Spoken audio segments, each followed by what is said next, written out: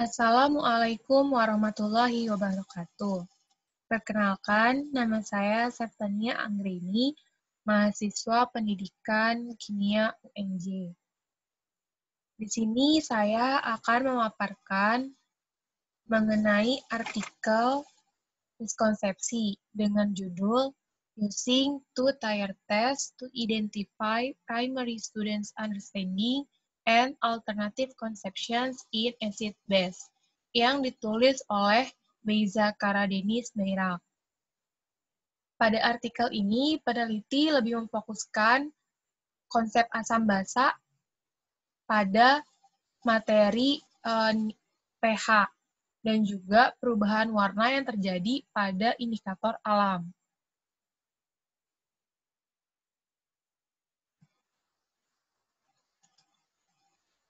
Yang pertama, Seida merebus kol merah dan mendapatkan air rebusan berwarna ungu.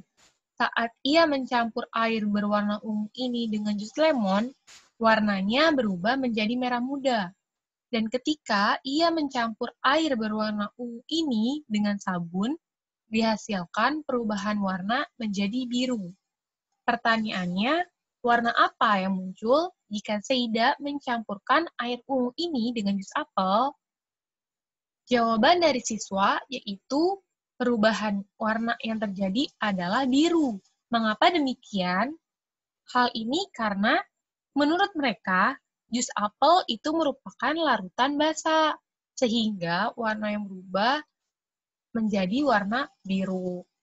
Namun faktanya, jus apel merupakan salah satu contoh dari larutan asam, sehingga apabila jus apel ini direaksikan dengan air berwarna ungu hasil dari rebusan kol merah, dia akan menghasilkan perubahan warna menjadi merah muda, yang menandakan bahwa jus apel ini adalah larutan asam. Kemudian miskonsepsi yang kedua, saat melakukan pengukuran menggunakan kertas pH, Ahmed menemukan nilai pH pada berbagai larutan sebagai berikut. Pada larutan X memiliki nilai pH 6, pada larutan Y memiliki nilai pH 5, larutan Z dengan pH 13, dan larutan T dengan pH 1. Manakah dari pernyataan berikut yang dapat disimpulkan oleh Ahmed berdasarkan pengamatan? Pada poin A, yaitu Z merupakan larutan asam. Pada poin B, T adalah larutan asam. Pada poin C, Y adalah basa. Jawaban siswa mengarah pada jawaban nomor A, di mana menurut mereka Z adalah larutan asam, karena nilai pH larutan Z adalah 13, di mana menurut pemahaman mereka, larutan asam itu memiliki nilai pH lebih tinggi dari 7. Namun faktanya, larutan asam itu memiliki nilai pH kurang dari 7.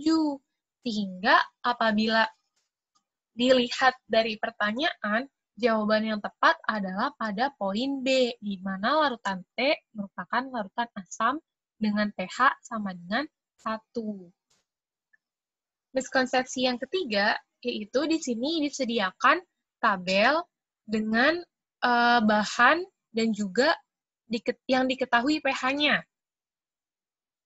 di mana darah memiliki nilai pH 7 hingga 8, kemudian ada cuka dengan nilai pH 2 hingga 3, baking powder dengan nilai pH 8 sampai 9, dan kemudian tomat dengan nilai pH 4 sampai 5. Berdasarkan tabel, mana pernyataan yang benar? Pada poin A, cuka bersifat asam. Poin B, darah tidak akan mengubah warna kertas lakmus biru.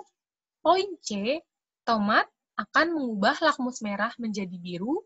Dan pada poin D, baking powder akan mengubah warna kertas lakmus biru menjadi merah. Berdasarkan penelitian, jawaban siswa mengarah pada poin C, di mana mereka memilih tomat dengan nilai pH 4 hingga 5 akan mengubah lakmus merah menjadi biru.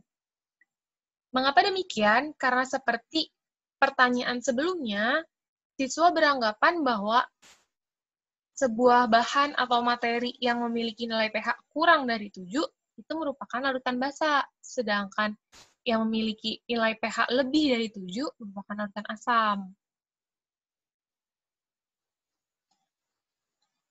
Jawaban yang benar menurut peneliti yaitu terdapat pada poin B, di mana darah dengan nilai pH 7 hingga 8 tidak akan mengubah warna kertas lakmus biru, karena darah itu bersifat netral.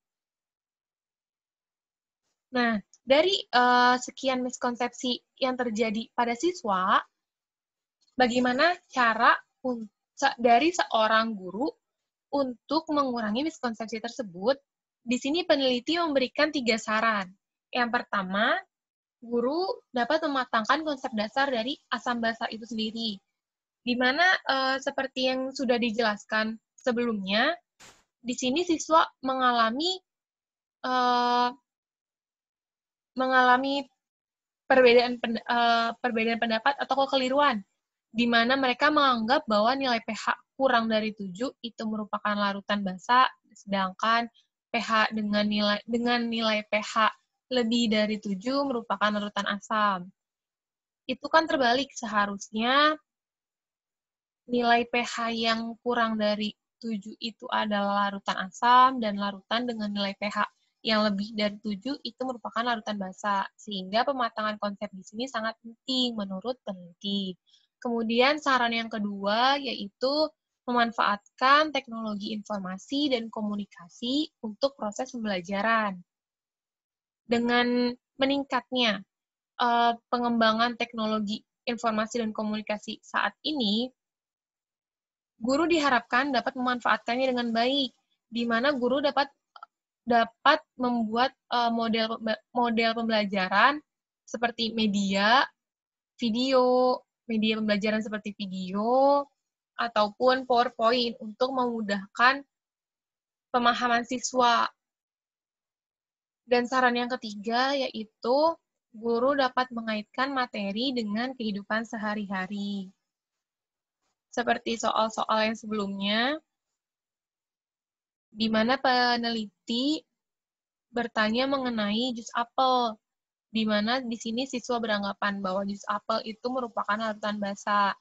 Jadi sebaiknya seorang guru harus mengaitkan suatu materi pembelajaran ke dalam kehidupan sehari-hari, sehingga mereka menjadi lebih mudah untuk memahaminya dan tidak merasa bahwa apa yang mereka pelajari itu di luar nalar atau jauh, padahal yang mereka pelajari itu sangat dekat dengan mereka. Sekian presentasi dari saya, kurang lebihnya mohon maaf. Wassalamualaikum warahmatullahi wabarakatuh.